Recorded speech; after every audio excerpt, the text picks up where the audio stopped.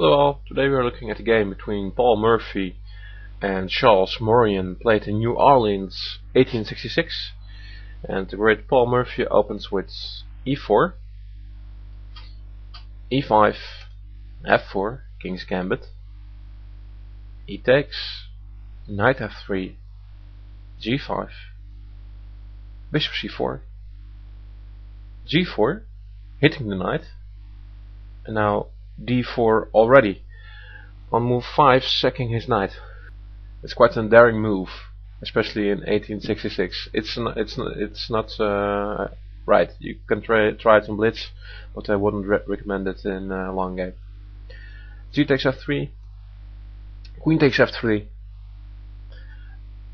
knight c6,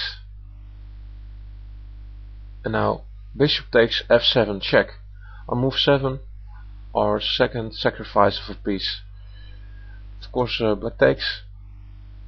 Now you don't want to take the pawn standing on f4 with your queen, because that gives black the opportunity to play queen f6 and getting the angle out of the attack. Black's king is in the open. We want to develop our pieces, we want to hinder the development of the black pieces, and we want to try to win lots of material here. So Morphy played queen h5 check. Maurian followed with king e7, and now bishop takes f4. Knight f6, hitting the queen, and immediately Morphy pinned the knight. Bishop g7 defends the pinned knight, and e5 attacking it once more, and now with the pawn. So at least we're getting back some material. Queen e8, black wants to trade off the queens, of course. Now it is perhaps tempting to play e takes f6 check. Then after bishop takes f6, queen e2 check, king f7 and rook f1. This may seem playable, and it perhaps is for white, since white still has some initiative, but the queens are getting off the board, and that's really important. You want to keep your attacking material. So what Morphy did here is much better. He played the move queen to h4 and piling up on the pinned knight here. Queen g6, once more adding another defender, and now white castles.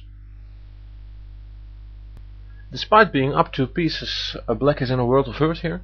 As you can see, all the developed white pieces are teaming up against the pinned steed on f6, the queen, the bishop, the rook on f1, and the e5 pawn.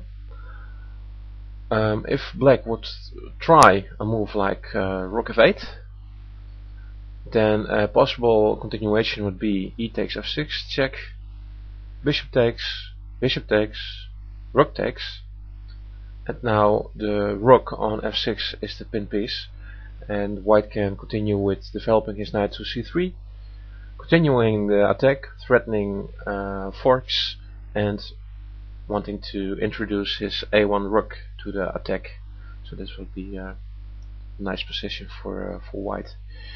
Black instead in this position did not try rook f8, but went for d5, trying to get as many pieces to the defensive as possible.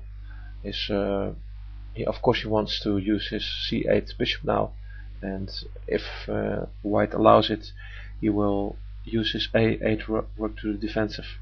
Of course, Morphy is a far too good player to allow such a thing.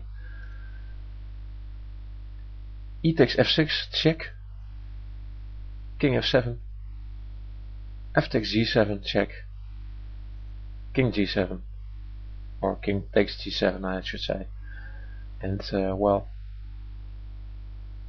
it's all over already.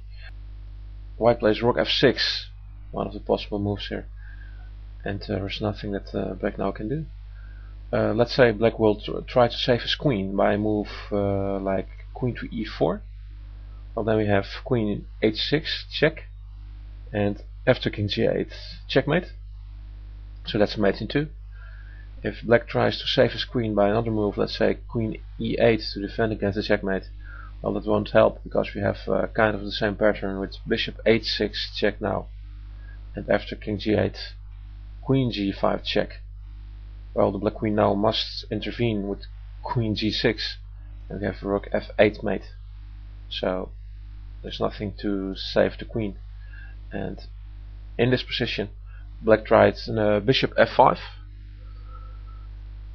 rook takes g6 check, and after h takes g6 Murphy played the move bishop f6, also winning the rook standing on h8, and that's more than enough for Murphy to win, and Morphy knew that and resigned in this position. That's all for now.